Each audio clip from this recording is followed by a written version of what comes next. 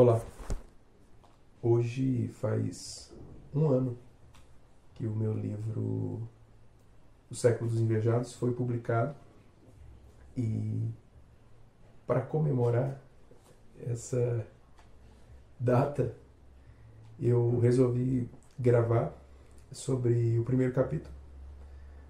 Talvez eu grave posteriormente os próximos capítulos, talvez não, eu ainda não sei.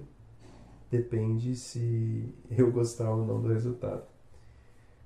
Bom, O Século dos Invejados é o meu primeiro livro ensaístico publicado e é, na verdade, talvez pequeno demais para ser chamado de livro. Talvez ele seja apenas um ensaio mesmo.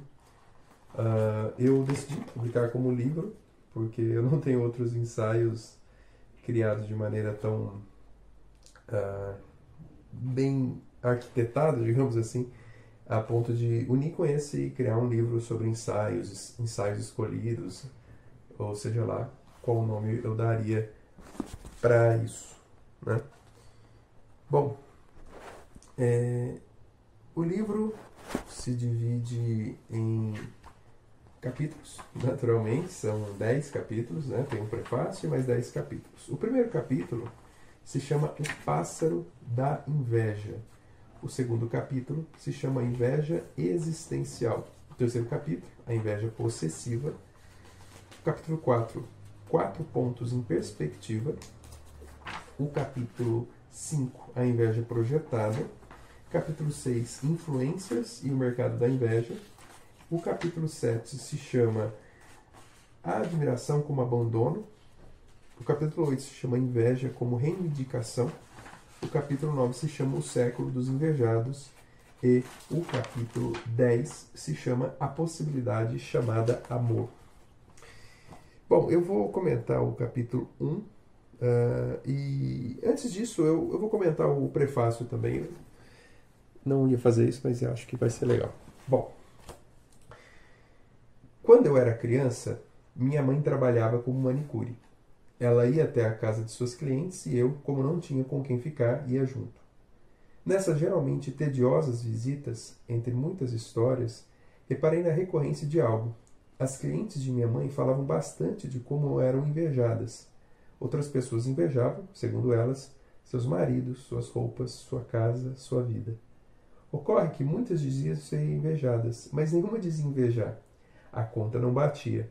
Como pode acontecer de serem muitas as vítimas de um crime sem criminosos? Passei muitos anos meditando sobre esse curioso assunto. Com a ascensão das redes sociais, esbocei algumas teorias sobre a inveja e sua presença no mundo contemporâneo. Apresento tais ideias a seguir. Tentei trazer para fora a inveja encravada, tal qual uma unha, em nós. A dor de admiti-la e arrancá-la pode ser maior do que a de mantê-la, mas há de passar. Portanto, vale a tentativa. O prefácio é um pouquinho bem humorado, eu faço esse trocadilho, né, com a unha encravada, tendo começado o prefácio citando que minha mãe era manicure e que isso, inclusive, foi um estopim bastante estranho para eu pensar sobre o assunto. E, de fato, eu passei uma parte considerável da minha vida pensando sobre isso. Como acontece de tantas pessoas se considerarem invejadas e não serem, segundo elas próprias, invejosas?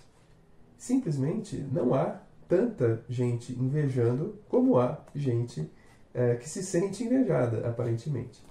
É claro que isso é só uma forma de esconder um processo psíquico, ao meu ver, né? Porque, assim como eu vou dizer posteriormente, a inveja é um pecado envergonhado, né? Como cita um autor que posteriormente aparece no meu livro, né? Pois bem, o capítulo 1, O Pássaro da Inveja, tenta contextualizar de maneira mais específica as divisões teóricas que eu fiz para chegar à meditação dessa expressão tão forte que é o século dos invejados. Bom, capítulo 1, O Pássaro da Inveja. Imaginemos que, por inveja dos pássaros, o homem tenha inventado o avião. Não acredito nisso. Há aqui uma pergunta a ser feita. Foi por desejo de ser pássaro que o homem fez isso, ou foi pelo desejo de ter o voo do pássaro como característica? Se fosse por desejo de ser pássaro, não bastaria inventar o avião. Os pássaros, além de voar, possuem bicos e penas, não constituem sobre si leis em tribunais e não constroem motores. Para ser pássaro, o homem teria que fazer mais do que voar. Se fosse por desejo de ter o voo do pássaro, embora essa característica não esteja no homem, mas na máquina que ele criou, o homem teria conseguido de fato chegar ao seu objetivo. A inveja é um desejo sempre incompleto sob o viés do ser.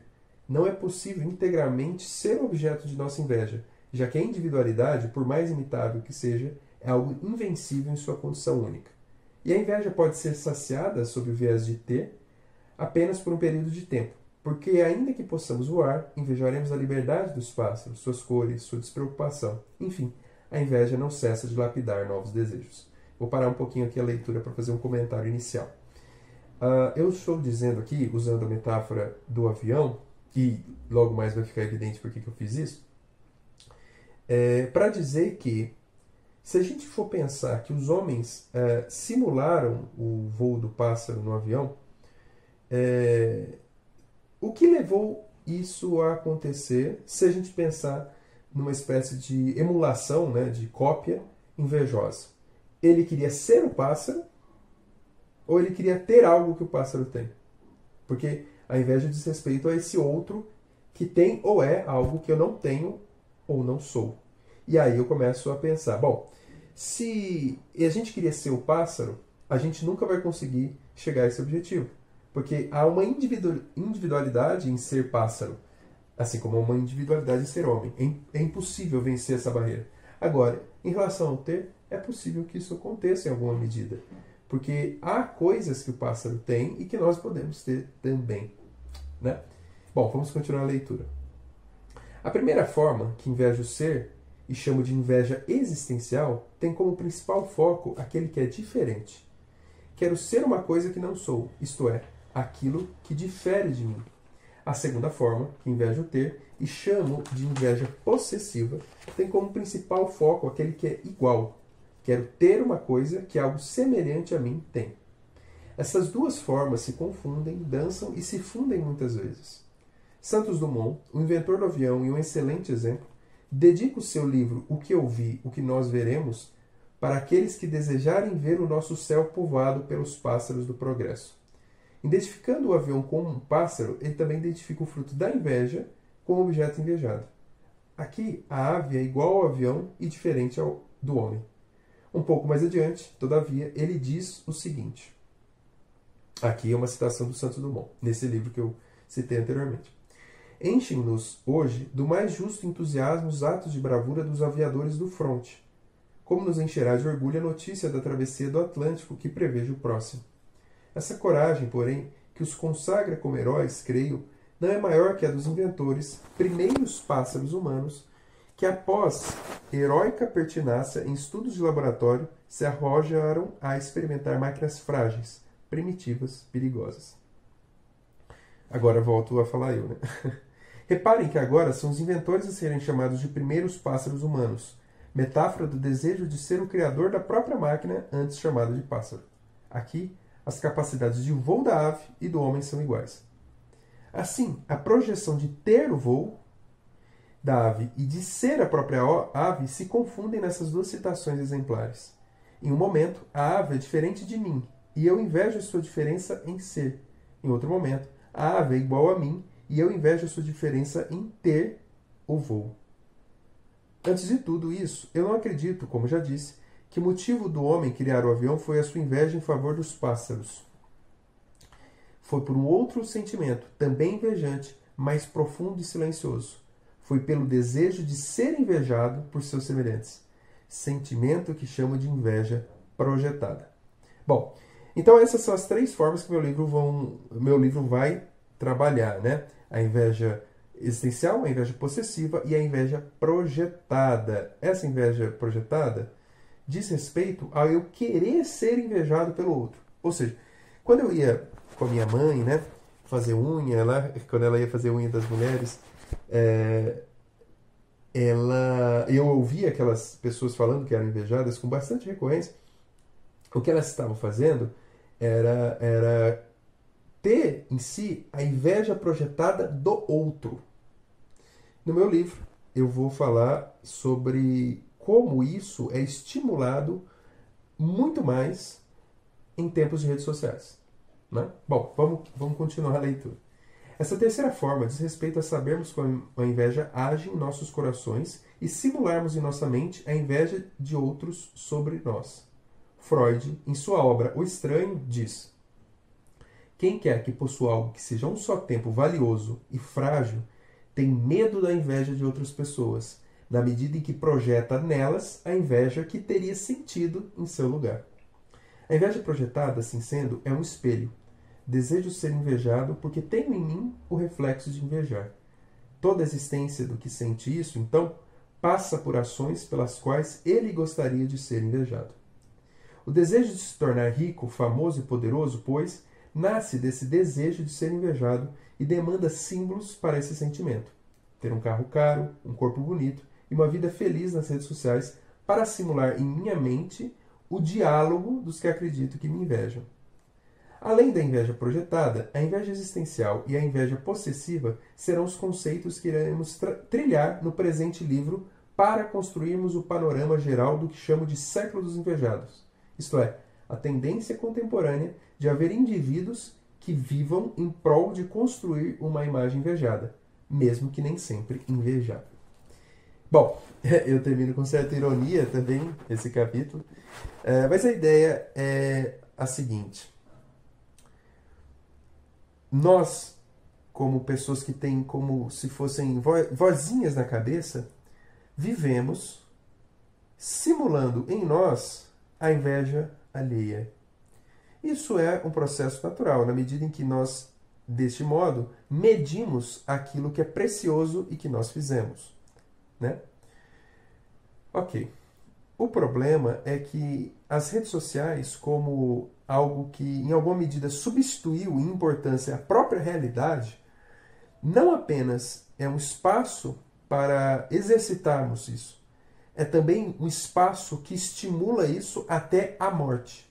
Ao passo que se sentir menos invejado, isso é, não ter likes o suficiente, não ter na mente a ideia de que as pessoas se importam comigo, ou que me acham bonito, ou que me acham rico, faz com que as pessoas adoeçam e em alguns momentos cheguem até a morte de fato, né? Infelizmente. Bom, esse é o primeiro capítulo do livro. Eu espero que você tenha se sentido instigado a ponto de querer conhecer mais sobre o livro. Os capítulos posteriores dissecam em partes esses tipos de inveja, né? A inveja existencial, a inveja possessiva e, principalmente, né, a inveja projetada. E tudo isso tem como fim aquele capítulo que se chama A Possibilidade Chamada Amor, que, dando um spoiler para o livro, se é que um livro de ensaio, de filosofia, possa ter um conceito como spoiler, a vitória sobre a inveja, seja ela de qual tipo for, é o amor. Tá bom? Assim como a vitória de tudo que é ruim, né? É o amor. Então é isso. Essa foi a minha meditação em comemoração a um ano da publicação desse livro, que é, como eu já disse, meu primeiro livro de ensaio publicado. Tá bom? Muito obrigado por ouvir até aqui e até mais. Tchau, tchau.